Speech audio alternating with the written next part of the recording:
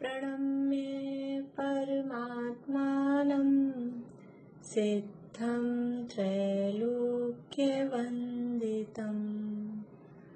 स्वाभाविक चिदानन्द स्वरूपं निर्मलाव्ययम् शुद्ध जीवादिद्रव्याणां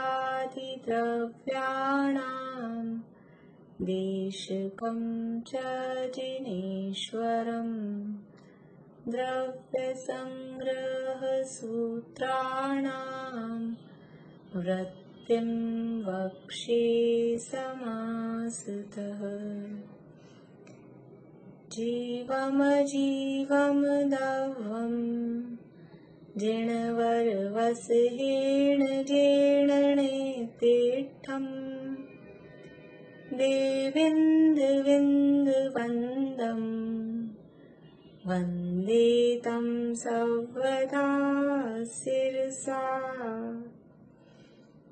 कहे जीव अजीव जिनवर वृषभ ने लोक में वे वंद्य सुरपति वृंद से वंदन करूं कर जोड़ में मिच्छो सासण मिस्सो अविरद सम्मोय देश विरदोय विरदापमत इदरो अपोवणि अट्ठिसुः मोय उव संत खीण मोहो सजोग केवल जिनो अजोगीय 14 गुण ठाणानीय कमेण सिद्धाय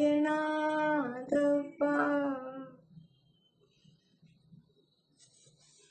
हाँ मीता, अभी आपकी गाथा है आगे की।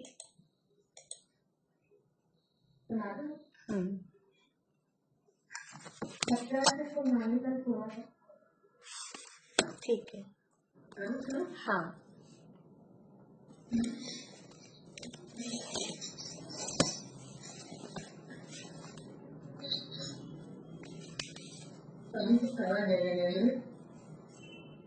आज मैं आपको 14 स्थानों के बारे में कुछ बताना। 14 14 होते हैं। उनमें से सबसे आखिरी गुणस्थान एक केंद्रीय गुणस्थान है। उसके बारे में आज आपको कुछ बताना चाहूंगी। सबसे पहले अयुत केंद्री इसे कहते हैं। शिव के 18 वेदों से ऐश्वर्य से संपन्न सर्व आत्म निरोधक परम बंध रहित सत्ता और उदय रूप कर्मों के बंधन से समुक्त जीव की योग विकराल समग्र दशा को अयोग केंद्रीय गुणस्थान कहते हैं। शील के 18 ने 18,000 आखिर के 18,000 कहते हैं। अयोग केंद्रीय इस गुणस्थान का पूरा नाम अयोग केंद्रीय जीव है। अयोग का अर्थ होता है योग रहित, केंद्रीय का अर्थ होता है केवल ज्ञान दर्शन सहित, और जीव का अर्थ होता है बाह्य कर्मों से रहित परमात्मा। अर्थात पुण्य पाप के उदय से होने वाले सुधांशु योग के होने से रहित, केवल ज्ञान से सहित, बाह्य कर्मों से रहित परमात्मा को अयोग केंद्रीय जीव कहते हैं।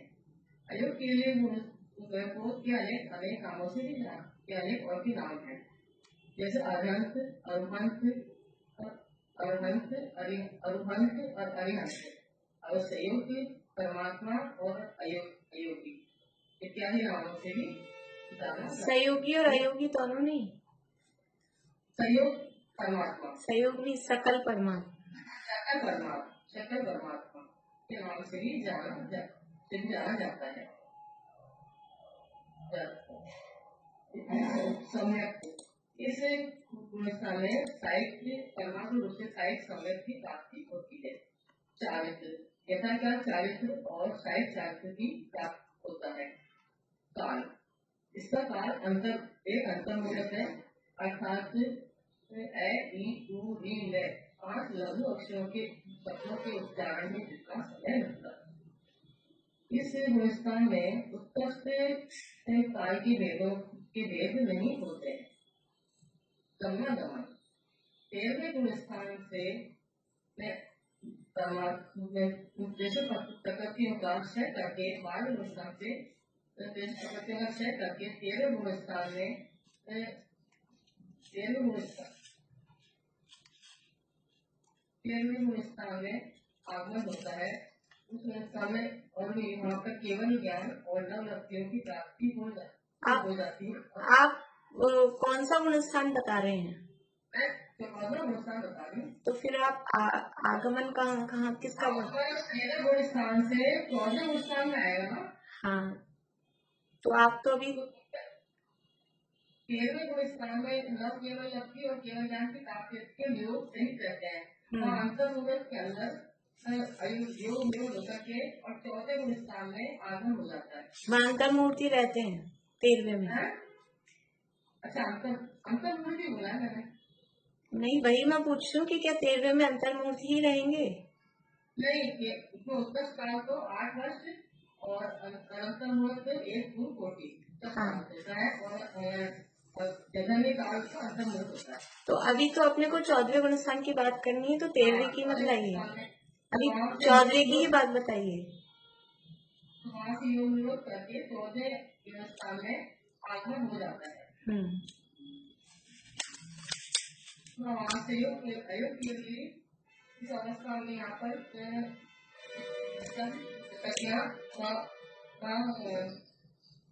सत्ता में रहती है। कुछ अंतिम काल में उपांत समय में 62 प्रकृतियों का और अंतिम समय में 13 प्रकृतियों का क्षय करके कर्मों का क्षय करके अंतर आत्मा के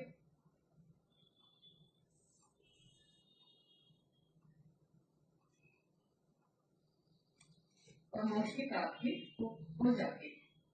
आगे इस गुणस्थान में कुछ विशेष बातें है। संसारिक जीवों की यह अंतिम अवस्था है और ये अंतिम गुणस्थान है और संसारिक इस गुणस्थान तक ही पाया जाता है। योग में इस अवस्था इस गुणस्थान में रहती है। सकर परमात्मा भी इसी गुणस्थान में है।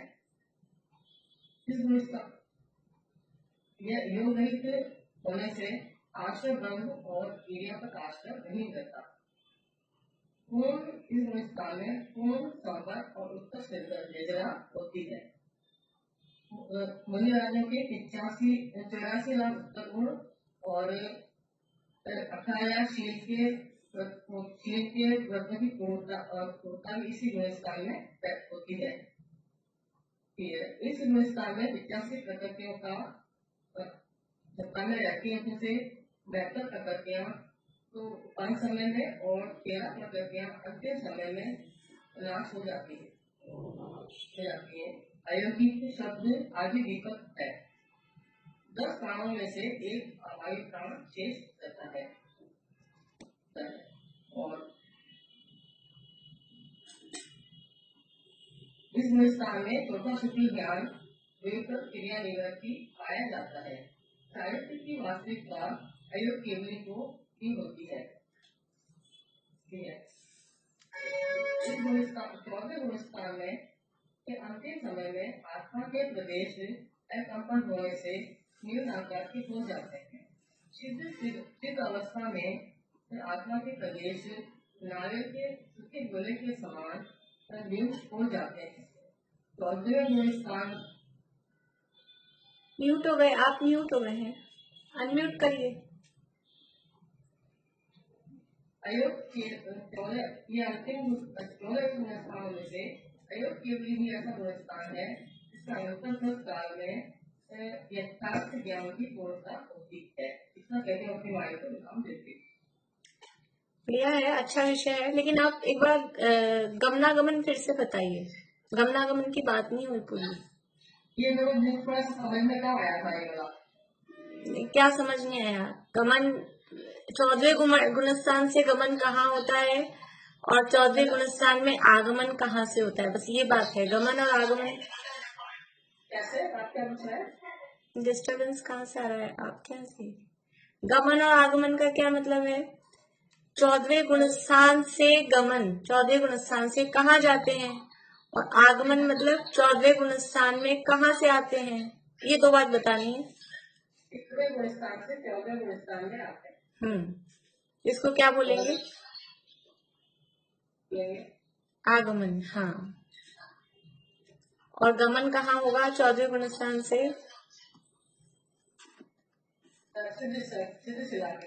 हाँ, सिद्ध दशा, सिद्ध दशा। बस इतना सही है, कुछ कठिन नहीं है उसमें। यहाँ से गमन सिद्ध दशा में होगा और आगमन 13वें गुणस्थान से होगा। हाँ, 14वें गुणस्थान की बात अपन कर रहे हैं तो उसमें बढ़िया है। बाकी विषय ठीक है, अच्छा है।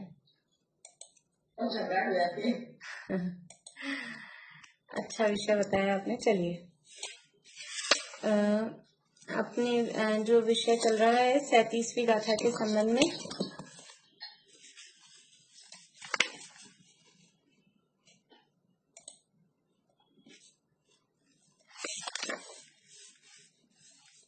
गाथाओं का पाठ, 37वीं गाथा का पाठ करते हैं एक बार।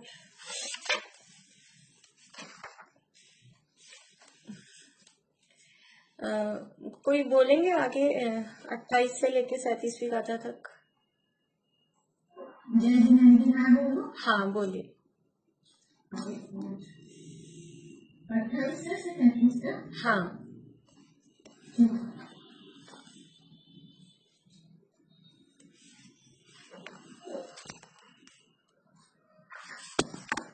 ठीक है, बढ़िया।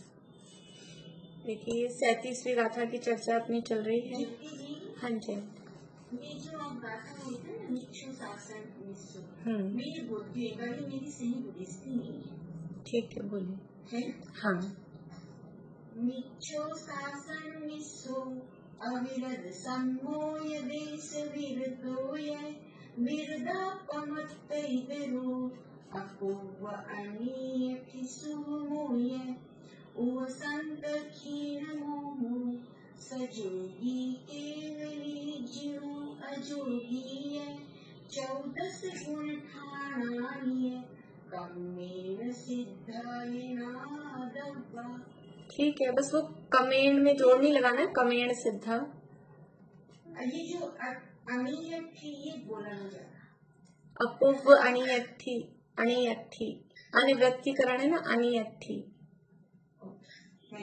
ये गाथाएं भी मैंने आप लोगों को बोला था सुनाने के लिए। आप लोग जिनको भी याद होती जाए तो हैंड रेज कर दें, सुनाए। बोल रहे आप?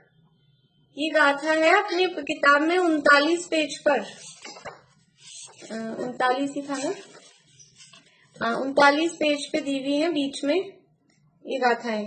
संस्कृत वाली जो टीका है ऊपर से 3, 3, 6, 7वीं लाइन है। 39 पेज पे ऊपर से 7वीं लाइन है, वहां ये गाथाएं दी हुई है। मेरे को भी यहाँ पे। चलिए, कल सुनती हूँ आपसे, कल सुनते हो आगे। अभी अपन चालू करते हैं। 37वीं गाथा है। सवस कर्मणो जो खये दुअपणो परिणामो नेयो स्वभाव मुखो दव विमुखो यकम पुह भावो। जो सर्व कर्मों के नाश का कारण है, ऐसा आत्मा का परिणाम, उसे भाव मोक्ष जानना और कर्मों का आत्मा से सर्वथा पृथक होना, वह द्रव्य मोक्ष है। यहाँ भाव मोक्ष का और द्रव्य मोक्ष का स्वरूप बताया। इसके बाद में मुक्तात्मा, मुक्त जीवों के सुख का वर्णन किया, किस तरह का सुख मुक्त जीवों के होता है। इसके बाद में कल यहाँ पर शंका उठाई आचार्य देव ने शिष्य की तरफ से। इंद्रिय सुख ही सुख है, पेज नंबर है 176, 176 नंबर पेज पे। इंद्रिय सुख ही सुख है। सिद्ध जीवों को इंद्रिय और शरीर का अभाव होने से पूर्वोक्त अतीन्द्रिय सुख कैसे किस प्रकार हो सकता है? जब उनके पास इंद्रियां नहीं है, शरीर नहीं है, तो सुख कैसे मिलेगा? ये सुख भोगने का साधन तो यही है, शरीर से तो सुख भोगते हैं, शरीर ही नहीं है, स्पर्शन नहीं, रसना नहीं, घ्राण नहीं, तो वे कैसे वो सुख भोगते होंगे? उनको कैसा कोई अतीन्द्रिय सुख किस प्रकार हो सकता है? उसका उत्तर दिया कि सांसारिक सुख तो स्त्री सेवनादि 5 इंद्रियों के विषयों से ही उत्पन्न होता है, परंतु 5 इंद्रियों के विषयों के व्यापार रहित अव्याकुल चित्त वाले मनुष्यों को जो सुख है वह अतीन्द्रिय सुख है। मनुष्यों को भी, जो 5 इंद्रिय के व्यापार से रहित हैं, ऐसे मनुष्यों को भी चित्त की निराकुलता से वो सुख है, और वो सुख अतीन्द्रिय सुख है, वो इंद्रिय विषयों से नहीं मिलता है। मनुष्यों को भी जब इंद्रिय विषयों से रहित अतीन्द्रिय सुख प्राप्त हो सकता है, तो उसे तो भगवान को क्यों नहीं? तो अव्याकुल चित्त वाले मनुष्यों को जो सुख है वह अतीन्द्रिय सुख है, वह यहाँ भी देखा जाता है। 5 इंद्रियों मन से उत्पन्न हुए विकल्पों के जाल रहित निर्विकल्प समाधि में स्थित परम योगियों को रागादि का अभाव होने से जो स्वयं संवेद्य आत्म सुख है वह विशेष रूप से अतीन्द्रिय सुख है। निर्विकल्प समाधि में स्थित कौन होते हैं? निर्विकल्प समाधि में स्थित परम योगी, 7वें गुण स्थान से ऊपर, वो सब निर्विकल्प समाधि में स्थित है। समाधि में स्थित है, समाधि ले लेते हैं क्या मुनिराज? 7वें गुण स्थान में पहुंच जाते हैं तो क्या समाधि ले लेते हैं? निर्विकल्प समाधि में स्थित, यानी 7वें गुण स्थान में पहुंचते क्या समाधि लेनी पड़ेगी हमको? समाधि का अर्थ हम जो समझते हैं ऐसा वो अर्थ नहीं है। समाधि किसे कहते हैं? समता भाव। हाँ बोलिए।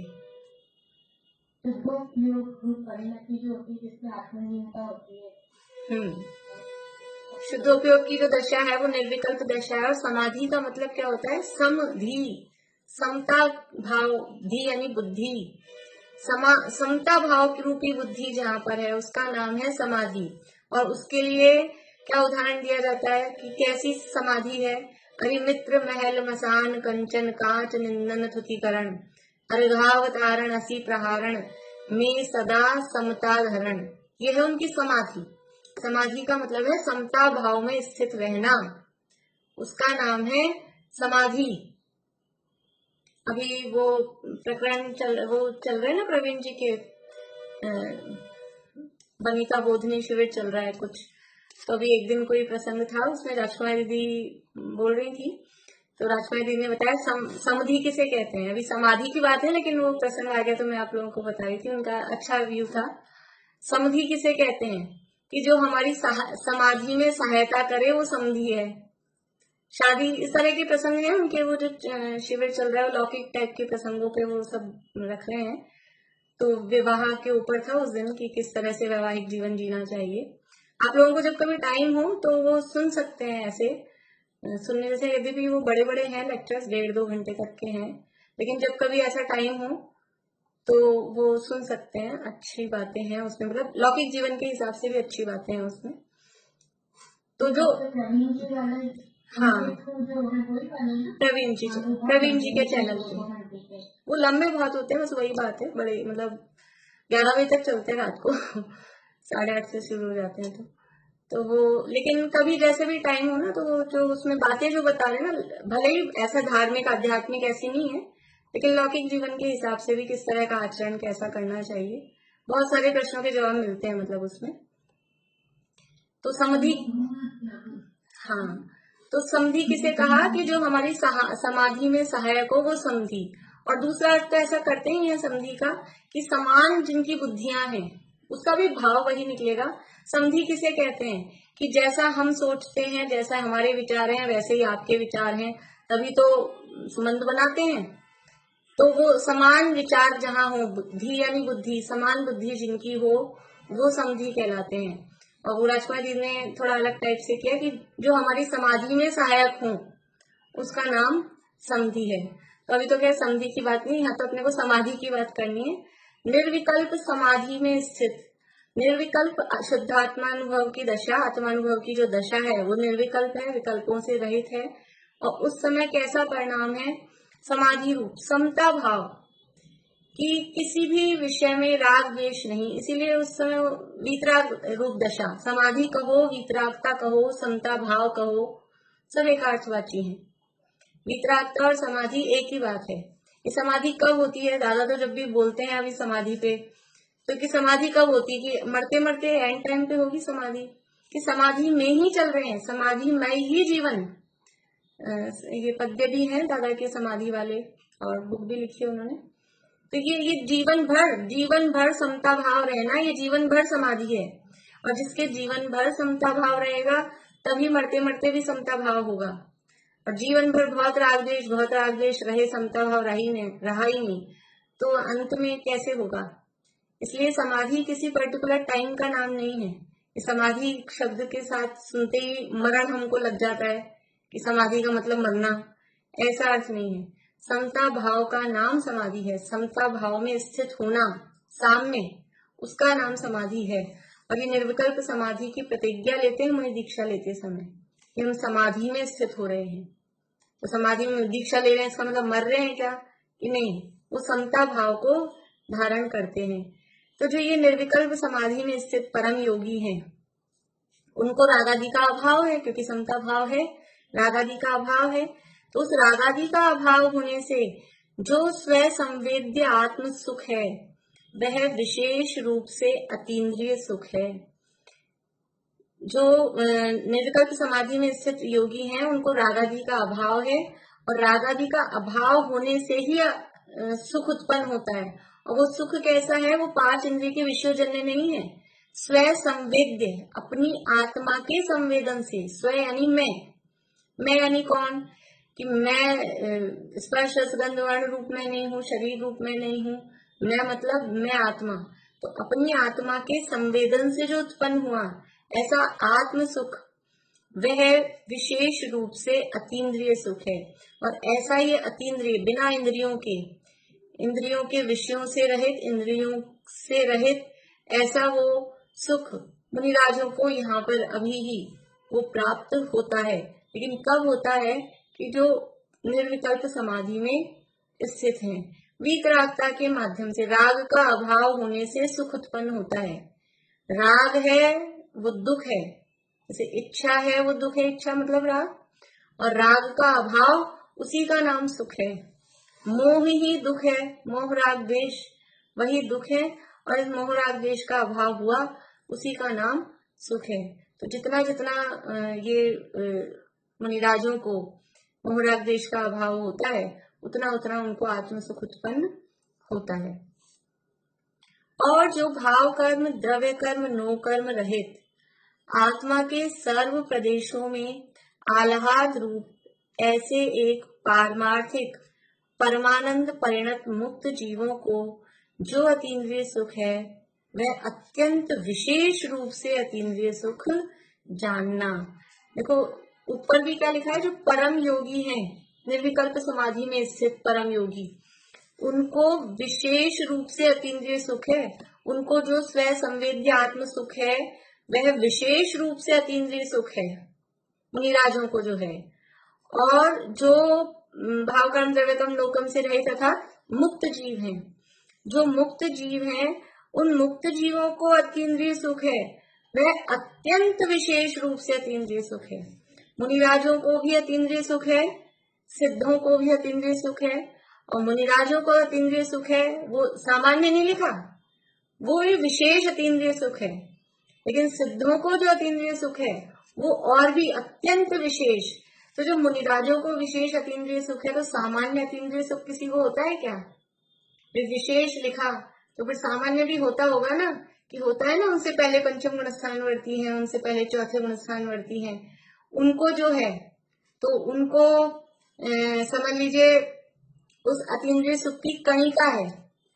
एक अपना वो भजन आता है ना, होली खेले मुनिराज शिखर वन में, उसमें एक लाइन आती है, पतली धार न भाई मन में। वो आनंद की जो गृहस्थ दशा में थी ना, चौथे गुण स्थान में थे, तो वो आनंद की धारा पतली थी, तो पतली धारा अच्छी नहीं लग रही थी, तो उनको प्रचुर स्व संवेदन, मुनिराज के लिए हमेशा क्या शब्द आता है? प्रचुर स्व संवेदन करते हैं। तो मोटी धारा चाहिए, समझ लो कोई अच्छा जूस आ रहा हो कि आइसक्रीम टपक रही हो तो बूंद बूंद करके टपक रही हो तो मजा नहीं आता। हमको तो पूरी की पूरी चाहिए, पूरी चाहिए। तो वो गृहस्थ दशा में चौथे पांचवें गुणस्थान में वो पतली धारा बूंद बूंद करके अतीन्द्रिय आनंद आ रहा था, आ तो रहा था, लेकिन वो बहुत कम मात्रा में। और मुनि दशा में विशेष रूप से अतीन्द्रिय आनंद है, वो धारा मोटी मूसलाधार। एक तो रिमझिम बारिश, एक तो बूंदाबांदी हो रही है चौथे गुण स्थान में, तो बूंद बूंद टपक रही है। फिर पांचवें गुण स्थान में थोड़ी सी बड़ी है, हल्की रिमझिम हुई है।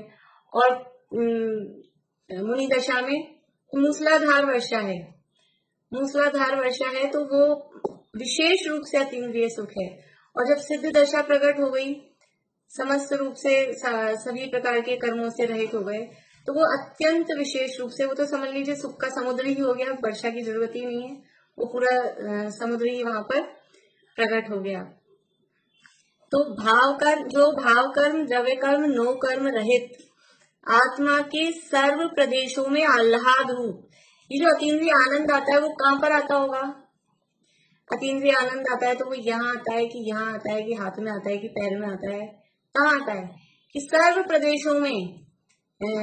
जैसे रोमांच होता है जब भी किसी भी, जैसे हम कुछ खाते हैं तो वो आनंद कहाँ आता है? जीभ में। बस रसगुल्ला खाया तो उसका मजा कहाँ आया?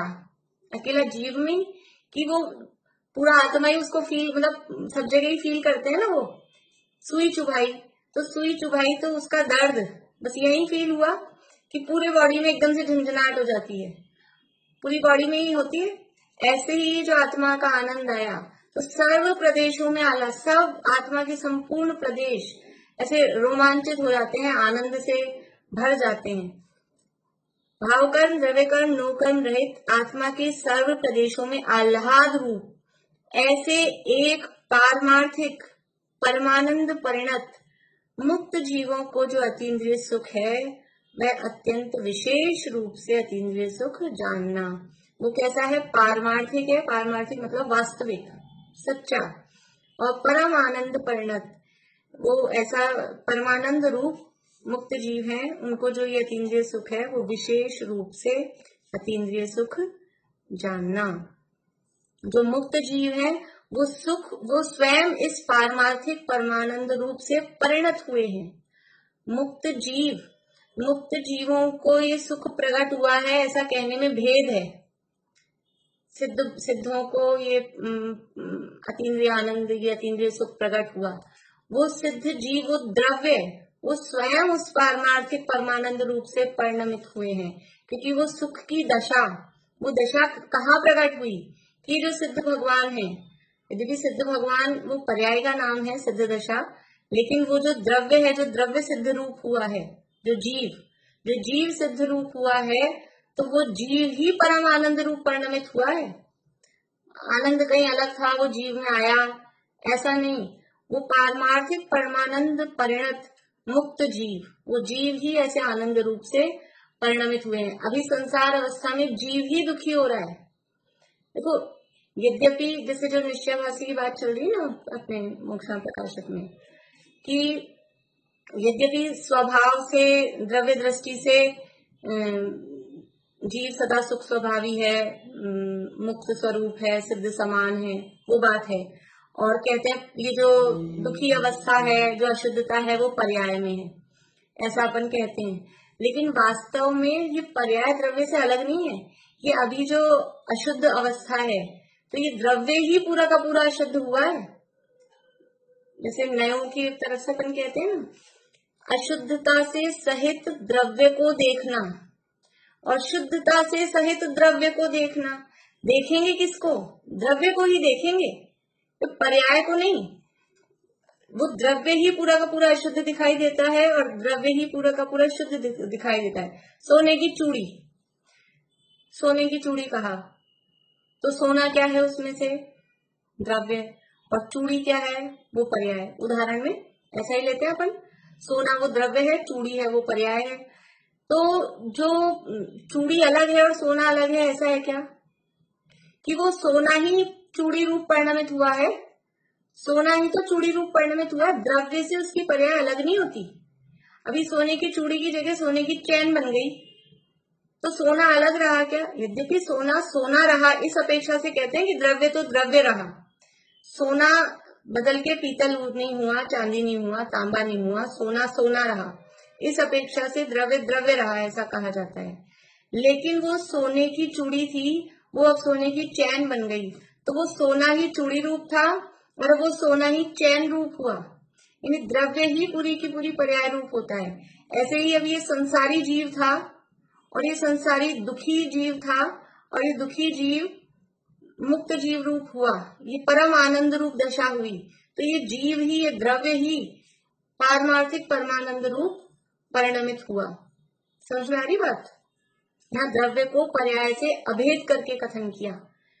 यद्यपि हम बहुत बार कथन करते हैं तो पर्याय को अलग अलग करके बताते हैं, लेकिन वास्तव में द्रव्य है अपनी पर्याय से अभेद होता है, पर्याय कहीं अलग से नहीं होती है। चूड़ी कहीं अलग पड़ी और सोना कहीं अलग पड़ा है, ऐसा नहीं है, वो एक रूप ही होते हैं द्रव्य और पर्याय। बोलिए। पारमार्थिक मतलब वास्तविक, निश्चय से। परमार्थ, परमार्थ बोलते हैं निश्चय को, वो पारमार्थिक, वास्तविक, निश्चय से। तो पारमार्थिक परमानंद मतलब सच्चा जो परम आनंद है। ये जो इंद्रिय सुख है, अभी जो हमको सुख लग रहा है, वो सच्चा है क्या? वो सब झूठा है। इंद्रिय सुख सुख नहीं, दुख है, ये सुखाभास है, वो सच्चा सुख नहीं है। तो ये सच्चा सुख क्या है? पारमार्थिक, और सुख भी नहीं, परम सुख, परम आनंद, परम आह्लाद, ऐसे रूप परिणत ये मुक्त जीव है। उनको जो अतीन्द्रिय सुख है वह अत्यंत विशेष रूप से अतीन्द्रिय सुख जानना। देखिए अब आगे फिर प्रश्न। यहाँ शिष्य कहता है, संसारी जीवों को निरंतर कर्मों का बंध होता है, उसी प्रकार कर्मों का उदय भी होता है। शुद्धात्म भावना का प्रसंग नहीं है तो मोक्ष किस प्रकार हो? हमको सम्यक दर्शन अभी मोक्ष के अभी हमको कैसे हो? निरंतर तो कर्मों का उदय रहता है, आपने थोड़ा बहुत कर्म करना नहीं हो हमको सिखाया है, तो ऐसी कौन सी स्थिति है कि कर्म का उदय नहीं हो? हर समय कर्म उदय में आ रहे, 14 वर्षान के अंत समय तक भी कर्मों का उदय चल रहा है, और हर समय प्रति समय कर्म बन रहे हैं। हर समय कितने बनते हैं? प्रति समय कितने कर्म बनते हैं? हाँ, समय प्रबुद्ध कितने बनते हैं? सिद्धों से अनंत हुए और अभंगों के अनंत विभाग। उल्टा हो गया। उल्टा हो गया। सिद्धों का अनंत विभाग। हाँ, सिद्धों से अनंत गुणे करेंगे तो कितना? सिद्धों से अनंत गुणा, सिद्ध राशि बहुत बड़ी है, अभव्य राशि छोटी है। ज्योति जी, गुण गुणी का भेद भी क्या होता है, थोड़ा सा बताइए। गुण गुणी का भेद मतलब आत्मा है वो गुणी, और ज्ञान दर्शन सुख वीर्य है गुण। तो ऐसा भेद किया, आत्मा में ज्ञान है, दर्शन है, सुख है, वीर्य है, ये गुण गुणी का भेद किया। और बस आत्मा, भेद नहीं करना, तो वो अभेद कहा। गुण गुणी का भेद कौन से नय का विषय बनता है? ये गुण गुणी का भेद किया, कौन से नय का विषय? हाँ बोलिए ज्योति जी। चौथे नंबर का रहेगा सर्वभूत परम शुद्ध निश्चय में। नहीं, चौथे नंबर का। हाँ, नाम क्या है? व्यवहारिक में रहेगा सर्वभूत, जो उपचरित या अनुपचरित? अनुपचरित सर्वभूत। हाँ, चमेली आंटी आप बोल रहे? आप हाथ खड़ा कर रहे हैं क्या? पता नहीं, मुझे ऐसा लगा। चलिए, गुण गुणी का भेद मतलब जो हम गुण भेद बोलते हैं ना, गुण भेद, गुण भेद, उसी का नाम है गुण गुणी का भेद। गुणी अलग, द्रव्य अलग, और उसके गुण अलग। तो गुणी मतलब द्रव्य, और गुण तो जो गुण है, तो ऐसा भेद किया। आत्मा में ज्ञान है, दर्शन है, सुख है, वीर्य, ऐसा भेद किया, तो अनुपचरित सद्भूत व्यवहार का विषय हुआ। तो भेद किया ना, सिद्धों को पारमार्थिक सुख परिणत में मिश्रण, तो ये गुण गुणी का भेद हो गया। नहीं, अभी यहाँ भेद वाली बात नहीं है, ये तो सिद्ध भगवान उस रूप परिणमित हुए हैं। गुण गुणी का भेद भी नहीं है, ऐसा नहीं बोल सकते। हाँ, अभी ये तो खैर वो प्रकरण नहीं है, मतलब अपन उस रूप में भेद करें। यहाँ तो भाई सिद्ध भगवान आनंद रूप परिणमित हुए हैं, ऐसा। तो उस यहाँ द्रव्य को अपनी पर्याय से तन्मय कहा जा रहा है, तो ये द्रव्यार्थिक नय का विषय है। और शुद्ध पर्याय से तन्मय कहा जा रहा है, इसलिए शुद्ध द्रव्यार्थिक नय का विषय है। हर जगह अपन हर वो नय जो नय जिस चीज को विषय बनाता है वहां पर्टिकुलर वो लगता है, अदरवाइज कॉमन रूप से सामान्य रूप से नय बोल देते हैं।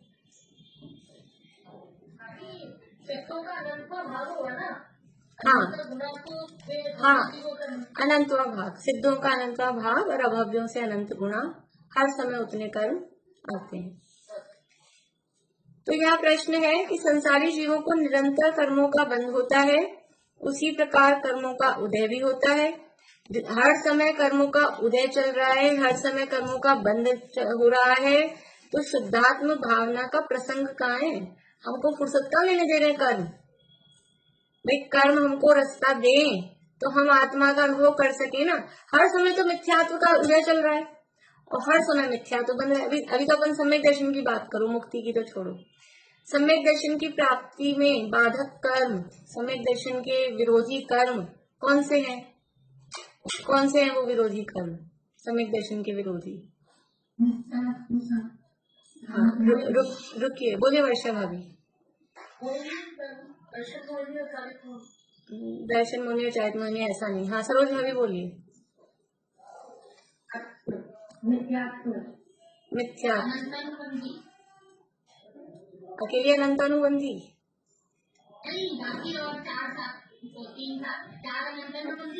हाँ तो पूरा बोलिए ना, पूरा बोलिए। 7 प्रकृतियां, दर्शन मोहनी की 3, चारित मोहनी की 4। अकेला दर्शन मोहनी, अकेला चारित मोहनी ऐसा नहीं, ये 7 प्रकृतियां हैं, ये सम्यक की घातक है, ये सम्यक की विरोधी हैं। तो ये कब है नहीं है इनका उदय? अभी तो 3 नहीं है, समझ लो दर्शन मोहनी के अपने पास में, तो एक मिथ्यात्व है और अनंतानुबंधी की 4 है। तो ये 5 प्रकृतियों का उदय कब नहीं है? हर समय तो है इनका उदय, हर समय इनका उदय चल रहा है। और इनका बंध कब नहीं हो रहा? कि हर समय इनका बंध भी हो रहा है। मिथ्यात्व का बंध कब नहीं हो रहा? कब रुकेगा मिथ्यात्व का बंध? कब रुकेगा बताओ? मिथ्यात्व का बंध, रेखा भाभी, मिथ्यात्व का बंध कब रुकेगा? जब सम्यक होगा तभी रुकेगा, बाकी तो गुणस्थान, गुणस्थान से बताइए। रजनी जी बोलिए, गुणस्थान से बताइए। दूसरे गुणस्थान में नहीं है ना मिथ्यात्व की बंध, विच्छुत्ति पहले में ही हो गई। वैसे आपकी अपेक्षा ठीक है, चौथे के बाद में दूसरा आएगा, वो बात ठीक है, लेकिन अगर अपन ऐसे क्रम से देखें तो दूसरे गुणस्थान में नहीं है, मिथ्यात्व का उदय भी नहीं है, मिथ्यात्व का बंध भी नहीं है। लेकिन वो दूसरा गुणस्थान कहाँ से आएगा? वो दूसरा गुणस्थान तो चौथे में पहुंचेंगे तब आएगा। और चौथे में कब पहुंचेंगे? कि जब ये मिथ्यात्व हमको रास्ता दे। और ये मिथ्यात्व का तो हर समय उदय चल रहा है, हर समय बंद हो रहा है, हर समय उदय चल रहा है, रास्ता कैसे मिलेगा? ये प्रश्न है। समझ में आया प्रश्न?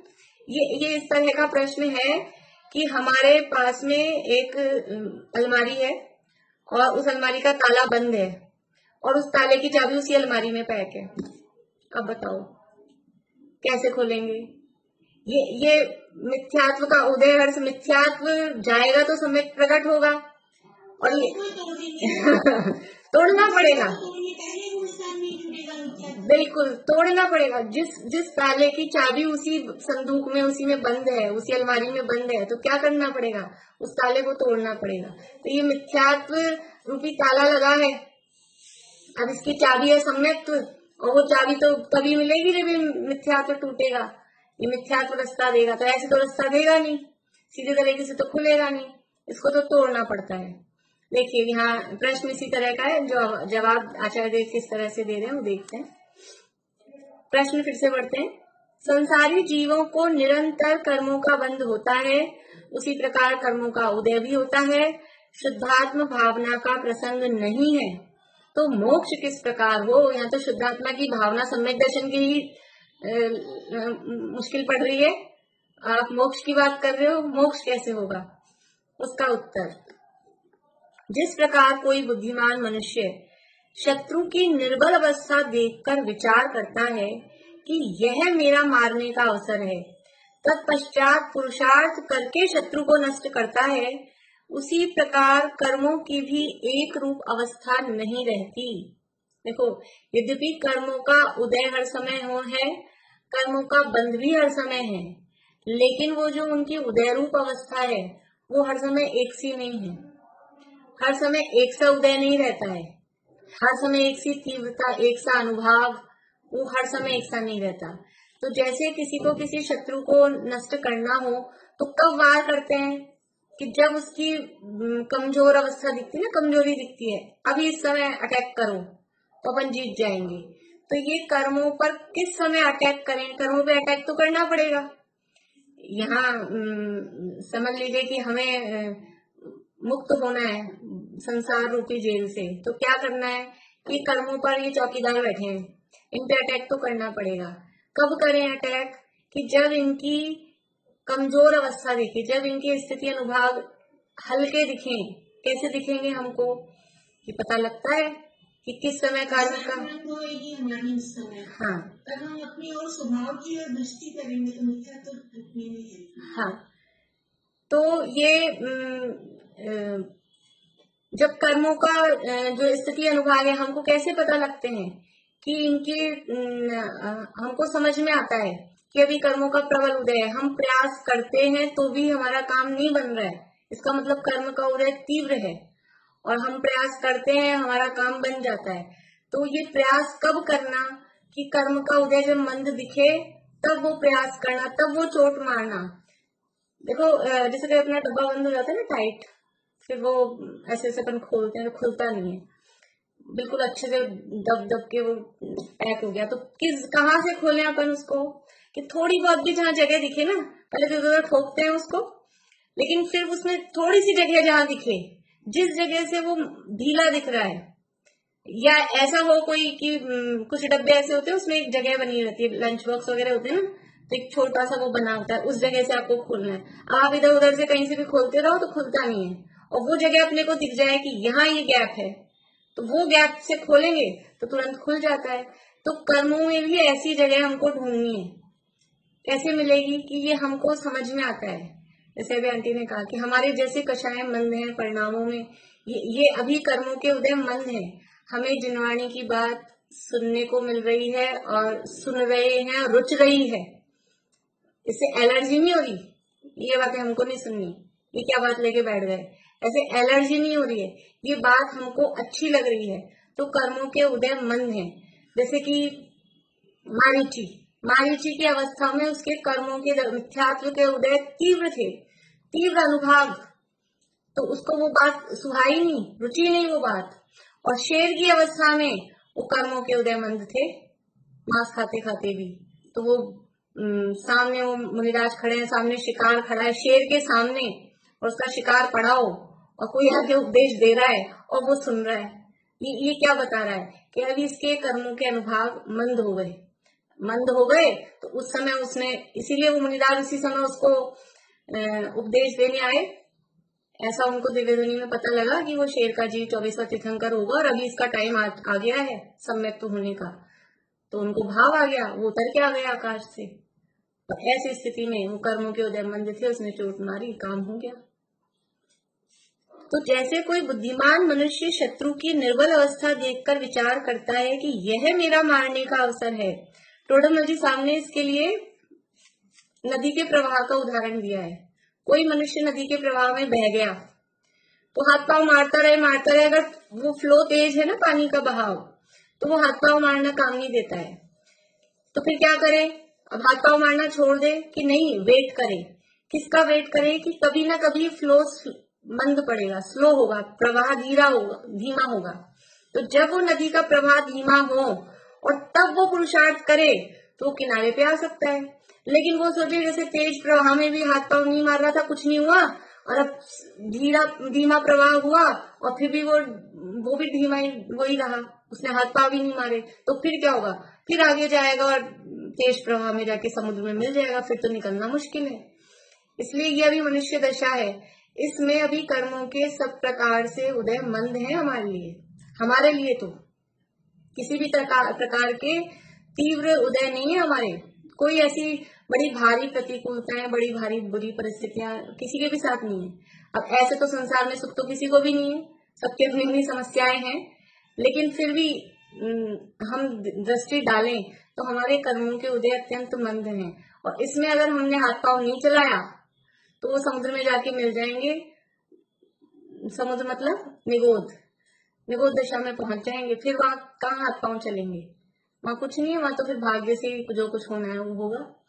इसलिए ये पुरुषार्थ करके अवसर देखता है, ये मेरा मारने का अवसर है, और तब पुरुषार्थ करके शत्रु को नष्ट करता है।